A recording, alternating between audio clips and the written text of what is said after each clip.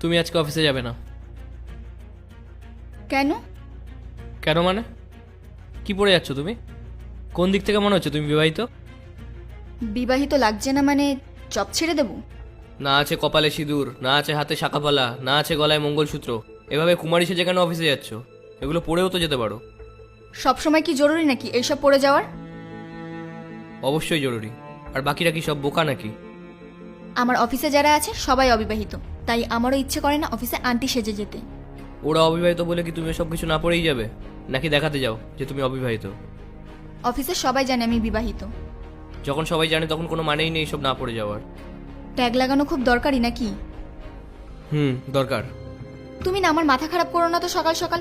এই ড্রেসের উপরে শাঁখা সিঁদুর পরলে কেমন আজব লাগবে বলো তো? আরে জানা দরকার তো যে তুমি বিবাহিত না অবিবাহিত। আচ্ছা, তোমাকেও তো দেখে মনে হয় না যে তুমি বিবাহিত, তাহলে তুমিও যেও না